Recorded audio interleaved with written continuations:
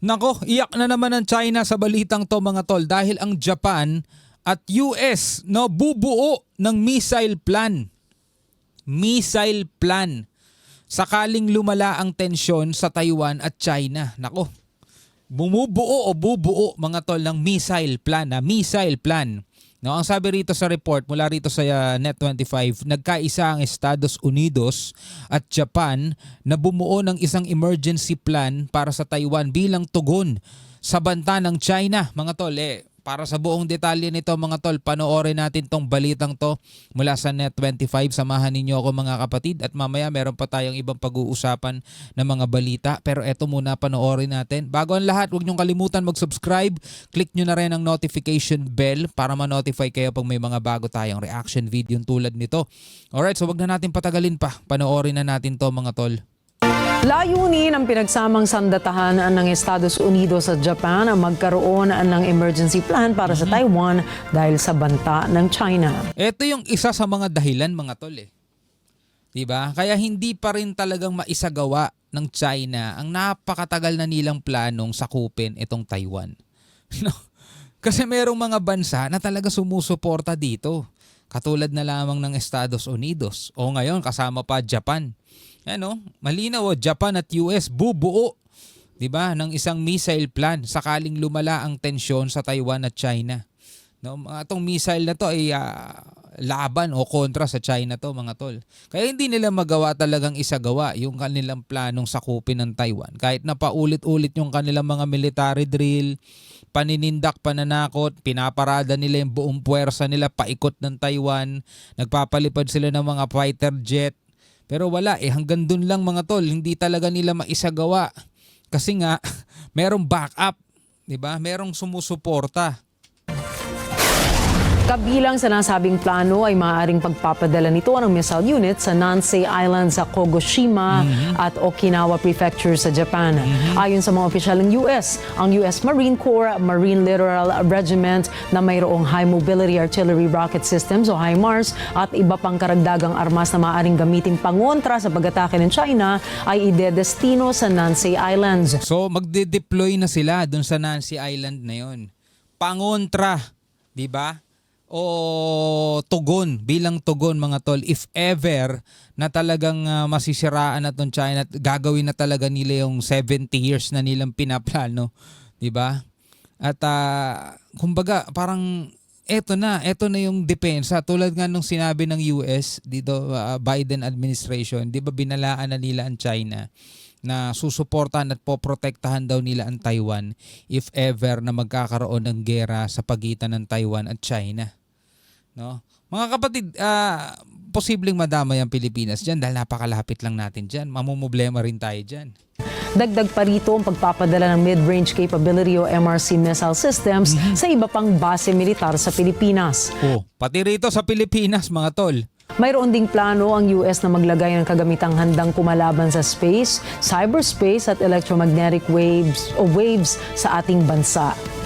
So, nag-uumpisa pa lang mga tol, may plano na. Kumbaga sinasabi na nila to para magkaroon na siguro ng deterrence. So, para malaman na ng China na kung ano man ang binabalak ninyong gawin sa Taiwan, iatras na ninyo yan dahil andirito kami, tutugon kung ano man ang gawin ninyo. Huwag niyong maliitin ng Taiwan. Kahit na maliit na bansa lang yan, hindi yan nag-iisa.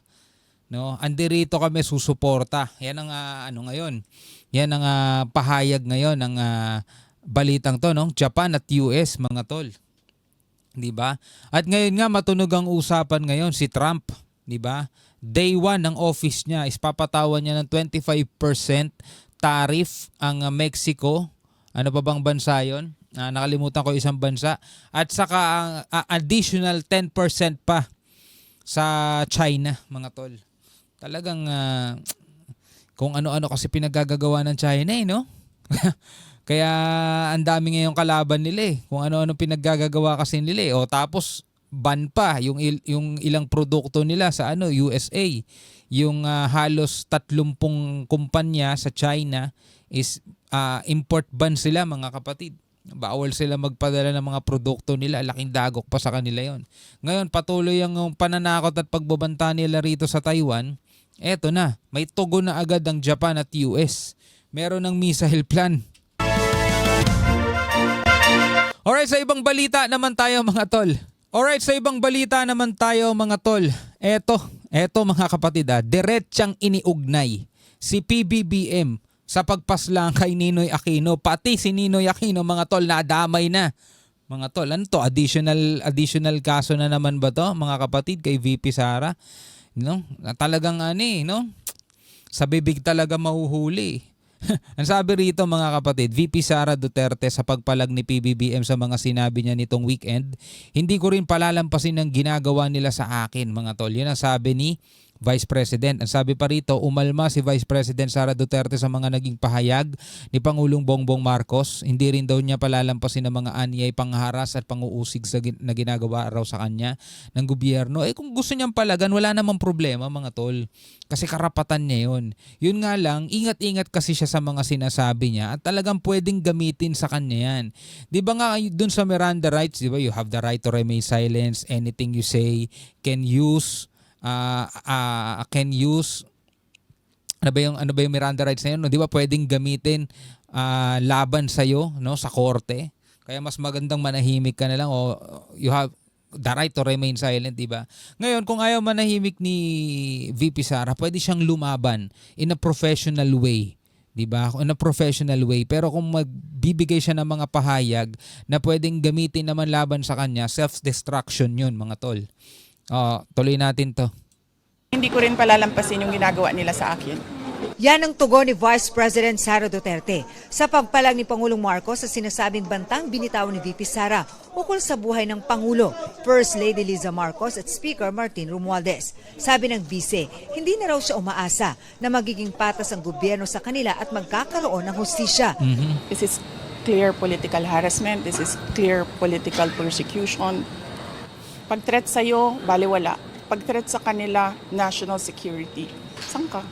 Yung sinasabi niya rito mga tol, pag-threat sa'yo, baliwala. Pag-threat sa kanila, national security. Saan ka? Diba? Ang sinasabi niya rito mga tol, yung threat sa kanya. Diba? Kasi dun sa video, ang sabi niya, pag pinatay ako, may kinausap na daw siyang tao, patayin mo si BBM, si Lisa Araneta, saka si Martin Romualdez. Yung threat na yon mga tol, wala namang nagbanta sa kanya. Siya lang din ang nagsabi nun. Diba? So ngayon, after niyang sabihin yon mga tol, kung yun lang talaga sinabi niya, pwede siyang protektahan ng gobyerno mga tol, ng NBI. Sasabihin nila kung may threat sa kanya, ibigay mo kung ano yung mga nagbabanta sa'yo, kung nakakatanggap ka ng mga death threat mo, ibigay mo yung mga nalalaman mo para matulungan ka namin. Alam ko mga tol, ganun yun Pero eto yung mali niyang ginawa Sinabi niya kasi may kinausap na siyang tao, 'di ba, na gagawa o parang inutusan niya na parang kumbaga last will, testament, alam mo 'yon, last will and testament. Nang pag namatay ka, papatupad mo tong mga kahilingan kong to. Yun yung mahirap doon kasi mga tol 'di ba? Yun yung mahirap doon sa mga pagsasalita niya. Hindi kasi siya pwedeng magpa-victim dito Para sa isang non-bias mga tol na pananaw ng isang mamamayan Kung ikaw isang mamamayan at wala kang pinapanigan sa kanila, mga tol, ito yung makikita mong mali Mali dito sa panig na to at mali rito sa panig na to. Sa nauna niyang pahayag, sabi ng Vice Presidente, maliciously taken out of context daw ang kanyang mga pahayag tungkol sa Pangulo na ginawa na itinuring na raw national security concern. Parang maliciously taken out of logical context. Paki-explain, baka meron sa inyo na marunong mag-explain dyan. Napakalinaw naman kasi nun. Ng National Security Council. Hamon niya sa National Security Council. Bigyan siya ng kopya ng notice, listahan ng attendees, mga litrato at notarized minutes o buo ng pagpupulong kung saan nagkasundo ang NSC na ituring na national security concern ang kanyang mga pahayag. Kasi doon pa lang sa pahayag niya may kinausap siyang tao, meaning may hinire na siyang assassin. Doon pa lang mga tol di ba? Makikita mo talagang medyo, kung si PBBM man ang nag-iisip, teka, paano kung may gumalaw sa kanyang iba na wala naman tayong kinalaman o di malalagay tayo sa panganib? Hindi lang naman tayo kalaban niya, di ba? Marami nang nakalaban, nakabangga ang Duterte, mga tol. Paano kung biglang may gumalaw sa kanyang iba? ginamit yung pagkakataon na yan o ginamit yung opportunity na yan kasi alam nilang hindi sila maituturo kundi kumbaga ang sisi maituturo sa atin, 'di ba? Isa rin 'yon mga tol sa pwedeng ikinukonsidera ng mga nasa posisyon ng pag-iisip. Dagdag ni VP Sara, dapat isama sa agenda ng susunod na pagpupulong ng NSC ang kanyang hiling na makapagpresenta ng mga banta sa Vice Presidente, sa Office of the Vice President at sa mga tauhan nito. Yun, pwede yun, di ba? I-present niya na rin yung mga pagbabanta sa kanya. I-present niya yung mga threats sa kanya, di ba? Wala namang problema kasi yun mga tol. Mas maganda nga yun kasi yun yung mas totoong dapat na proseso. Sabi ang NSC ng national security concern ang threat sa president, pero apparently they really do not consider the threat to the vice president as anything of a concern. What kind of country is this? Hindi ba kaparte ng gobyerno ang vice president? Political drama lang talaga mga tol eh. Hindi ba ako binoto ng mga tao? Hindi ba ako ang vice president ng buong Pilipinas, ng lahat ng mga Pilipino?